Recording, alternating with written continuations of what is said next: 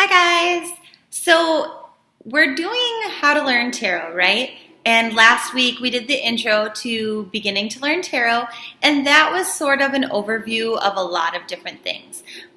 So this is going to be a little bit boring probably, but the way that I want to do this is kind of go over the very foundational basics. So what are the capabilities of tarot? What can it tell you? Can it tell the future? That sort of a thing. So it sort of can and it sort of can't, right? Because the way that tarot is reading energies are of what's going on right now. You know, what kind of vibrations or thoughts are people putting out there at this moment in time? And therefore, what is the likely outcome? So when you see things, for example, people giving readings for a year's time out, are they going to be accurate? I personally wouldn't say yes. Maybe they know something that I don't. But I usually would say anything past 3 months, it's hard to say. There are some things in our lives that are destined to happen, and they will happen in divine timing, and that's why timing is so hard to tell in the tarot sometimes. So, for example, if you asked a question and you said, you know, will this happen, yes or no? If it's likely to happen this week, yes or no, that's probably accurate. Nothing really past 3 months, typically, okay? So, and this is because of the butterfly effect, because we cannot control what other people do. We only have control over our own lives, and other people's circumstances and the situations they put themselves in can affect ours. So, you know, one little thing can totally cause a domino effect in everything else that's going on. Now, you'll see a lot of things about tarot ethics. You know, if certain readers will say, I won't read about this, that, whatever. And that's okay. You can make your own ethical guidelines. You can look up ethical guidelines online for tarot readers if you're going to start giving readings to other people. But here's my thought on this. If you're asking questions the right way, then you don't really need them. Would you agree? Just because, for example, if you said, am I going to die? Yeah, everybody's going to die. Am I going to die of cancer? Well, I mean, it's up to you to decide if you're willing to answer that question for somebody. It's not something that usually people ask because people have a lot of fear, right? They might ask you, will my cancer come back? But things like that, you know, it's hard to tell. It's hard to tell past 3 months. You know, is it back now? I could tell you. But will it come back? I don't know. That depends on what you do in the meantime. If you decide that you want to if you have a history of lung cancer and you decide that you want to go be like a coal miner and smoke cigarettes on your breaks in the cave, probably, right? So it is what it is. Now, one thing I wanted to talk about also, I made myself some little notes here, is, okay, so does it mean it can't tell the future? Let's just go to that. It can and it can't, because like I said, some things are predetermined, they're predestined. But what it really does is give you the likely outcome. So if you ask, you know, how does so-and-so feel about me? Well, I can read the energies of right now, and I can read their intentions, what they intend to do. But can I guarantee that they're going to go out and do those things? No, because anything can happen in the next few days that would, you know, throw a wrench in that, different circumstances. Okay, so now what I want to talk about is when you're reading tarot, if you're not doing traditional spreads, or even if you are, when cards jump out of the deck or when they flip over, what does that mean, right? So here we are, and we're shuffling, and this just happened a few minutes ago where one jumped right out of the deck.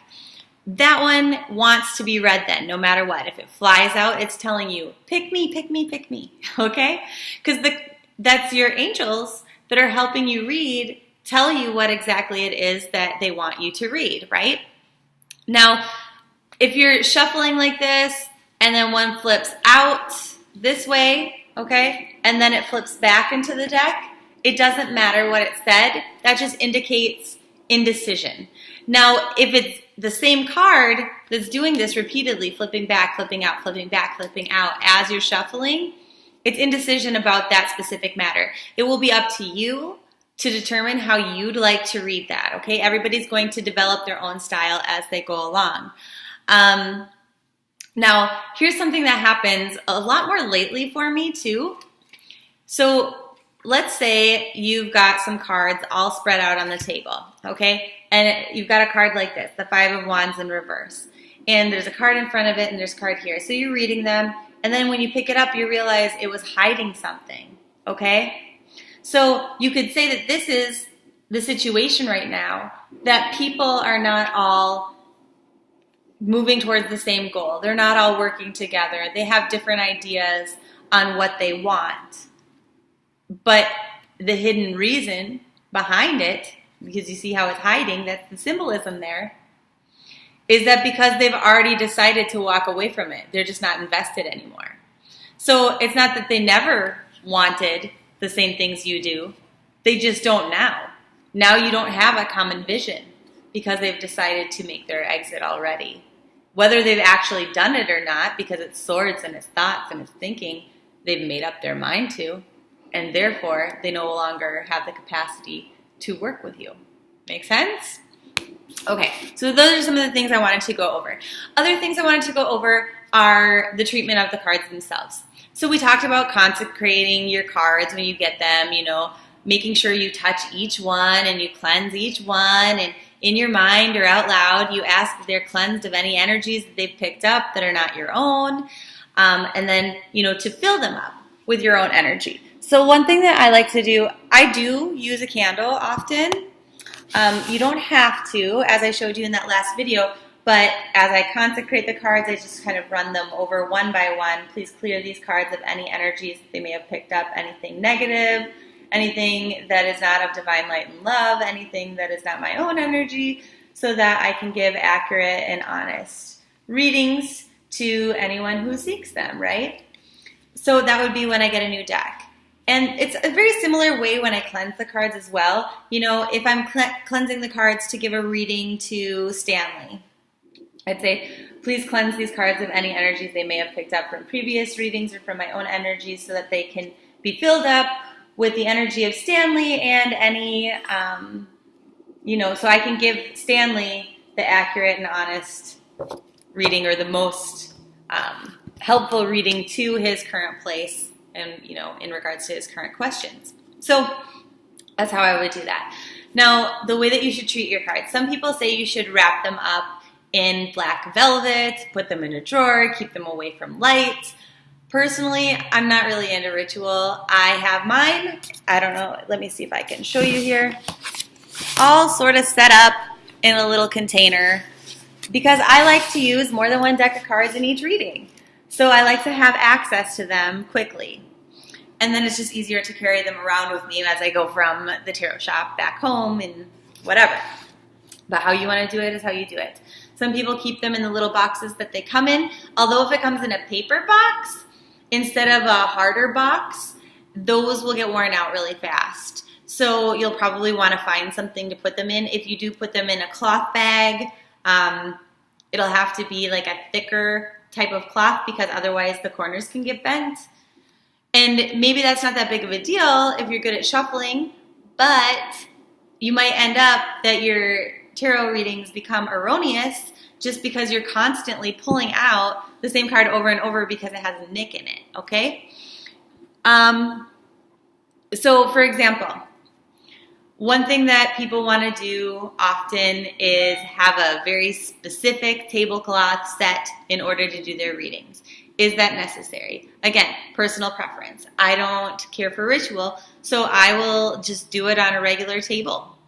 The only thing that I really have a ritual about is washing my hands. I don't want to have dirty hands touching the cards and getting them all sticky.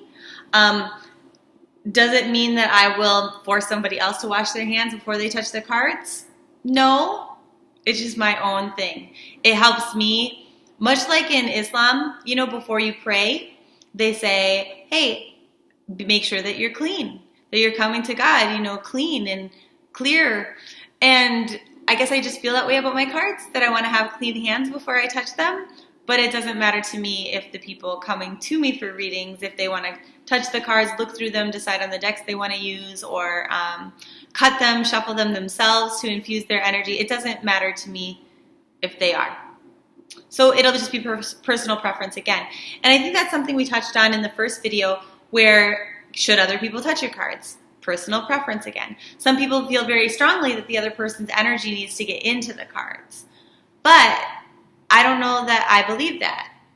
I do a lot of readings for people that never see the cards even. Like email readings for people, in Israel, for example. So I'm not sure that that actually matters, because energy is everywhere, right? So it's going to be up to you. As far as storing them goes, though, as long as you can just keep them all together is the main point, because you'll still get the same answers, right? You'll still get the same message, but you might need those clarifier cards. So for example, let's just pull any card out of here. Okay, so this is a good example. So the world. You have everything in the world that you could possibly want and desire. It's coming to you. But if this card is missing, let's say that you desire wealth, okay? Then we would you desire a happy family, a loved partner, and children, and all of that. So you might get this one. But then you might also get, let's say you want money, because who doesn't want love and who doesn't want money? The Ten of Pentacles would probably show up, right? You'd have multiple things showing up to represent the one card that's lost. So that's why storage is important. But don't get them wet. But duh, you already know that. You're not an idiot. The next thing that I wanted to talk about is the intentions for the reading. So should you set intentions for the reading before you start? Like, I want to find answers for so-and-so. Absolutely. But your intentions, when it comes to tarot ethics, I guess is the one thing I have to say, your intention should always be pure, to give them the best possible information, the most accurate information, so that they are enabled and therefore confident to make the best choices for their own lives. But how do you ask a good question? Okay, so you'll get a lot of questions from other people, or maybe your own questions if you're reading these for yourself. Say, does so-and-so love me? Okay, well, it's not a very good question, because maybe we're using an oracle deck here, okay? And we get this card, and it says, let's see, let me find any yes or no card here. Here's one. Yes. Okay. But whether or not someone loves you is not really what we're wondering, is it? Sure, maybe this person loves you, but does it mean that they're going to A, be a good partner for you, B, be someone reliable and trustworthy, not going to cheat on you, going to treat you well? I mean, those are all important things. Are you going to have a happy life with them? Those are the things that you're really wondering. You're not wondering whether they love you or not, because people can love you and still be very, very cruel to you, right? They can still totally ruin your fucking life. So we need to learn how to ask better questions. This is how you become a really good tarot reader. It's not by any magical skill or intuition or anything that you have that is better than somebody else. It's about the way that you ask the questions, okay? You have to get to the root of the problem. So, does so-and-so love me? Asking that, what I have, they're not your soulmate, but we already knew that they loved, right? They're a really negative and unconfident person is what I'm getting here. Okay, so how would a relationship be with that person? That would be the next question, because it sounds like they have their own baggage that they bring into the relationship. So, well, it'd be a codependent relationship that you would have a hard time escaping. Why? I don't know. My brain says probably because you're a loving, helpful person, right? The kind of person who wants to save everybody. But let's see what the tarot would have to say. Because you wouldn't have any idea or any drive to leave, the relationship, because it causes so much emotional imbalance in your life that you can't think or see straight. So, I mean, that's kind of a better answer, right, than yes or no. That tells you, as human beings, anything in your life is not going to make sense unless you know the why. You start, for example, I used to teach nursing, and my students were not allowed to have acrylic nails on, and they'd get really mad, and they said, I don't care if I'm breaking dress code, I like my nails beautiful, and I want to wear these nail polish colors, whatever. But they don't comply until you show them a horribly freaky video about all the bacteria that harbors underneath there, and how when you're giving vaccinations and things to infants that you can fucking kill them. Do you want to be responsible for a dead baby? I don't think so. And guess what? They take their fingernails off. This is all the time in your life where things might seem stupid, but it's just, or they don't make sense, or you don't like them, but it's just because you don't understand the why behind it. So that's what we need to do in tarot. We need to ask why?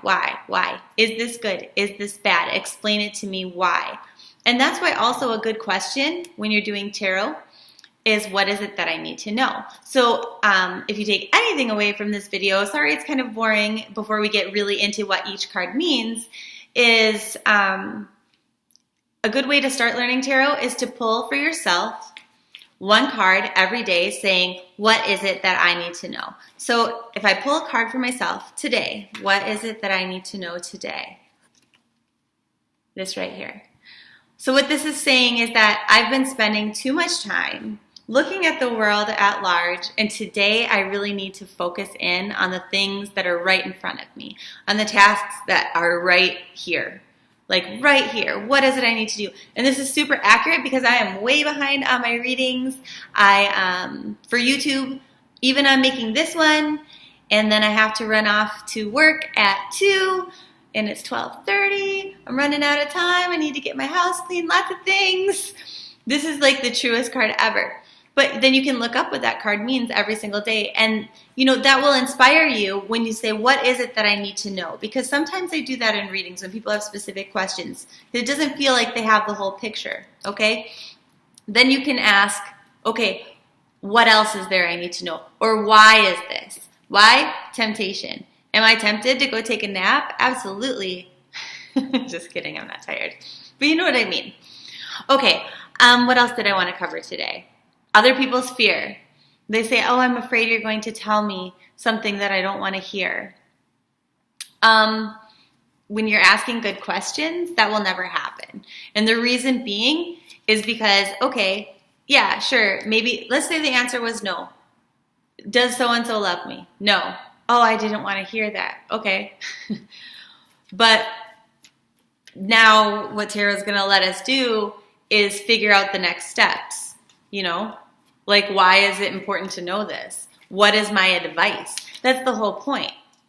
90% of reading tarot is confirming what you already know deep inside yourself, but you're afraid to look at, right?